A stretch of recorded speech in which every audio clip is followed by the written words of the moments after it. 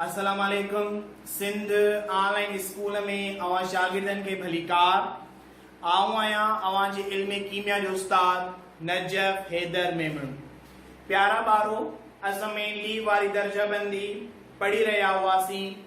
पोएं लेक्चर में असां उन इंट्रोडक्शन वरतोसीं।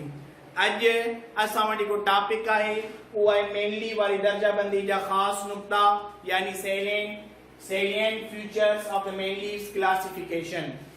Important points यानी मेनलीव की दौर जदवल जे खास नुक्ता आहिनि उन्हनि खे आऊं बोर्ड ते लिखियो आहे। उन्हनि जे मुतलिक़ असां ॼाण हासिल कंदासीं। मेनलीव पानी दौरी जदवल जे अंदर एलिमेंट्स के ॿिनि हिस्सनि में तरतीब ॾिनो यानी हिकु उमूदी कालमनि में ॿियो उफ़क़ी कतारुनि में यानी हिकु वर्टिकल कॉलम्स हुया ऐं ॿियूं हॉरिज़ॉन्टल रोज़ हुयूं। मेनलीव पानी दौरे जदवल जे अंदर जेके वर्टिकल कॉलम्स हुया यानी उमूदी खाना जेको हुया असां वटि उमूदी कॉलम उहे पानी पीरियडिक टेबल जे अंदर 8 तैयार कया ऐं जेके उफ़क़ी कतारूं हुयूं यानी हॉरिज़ॉन्टल रोज़ उहे पानी पीरियडिक टेबल जे अंदर हुन 12 रखियूं। यानी मेनलीव चयो त जेके ये 8 वर्टिकल कॉलम्स आहिनि उन्हनि 8 वर्टिकल कॉलम्स के ग्रुप सॼो वियो ऐं जेके 12 हॉरिज़ॉन्टल रोज़ आहिनि उन्हनि 12 हॉरिज़ॉन्टल रोज़ के पीरियड सॼो वियो।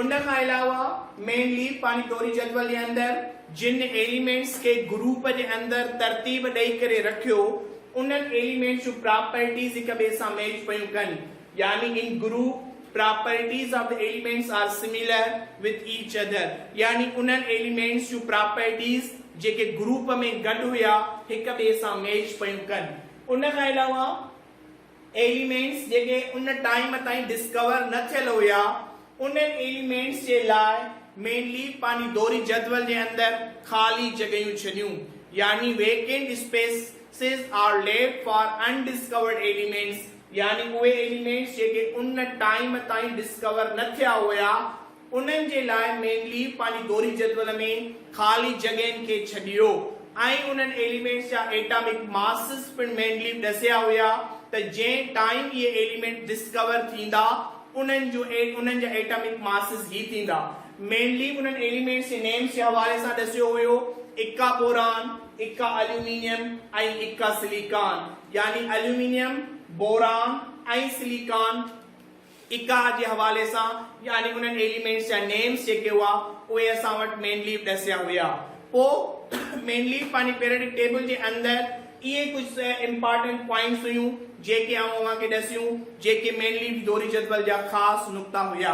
उम्मीद पियो कयां त तव्हांखे अॼोको लेक्चर सम्झ में अची वियो हूंदो। Thank U very much.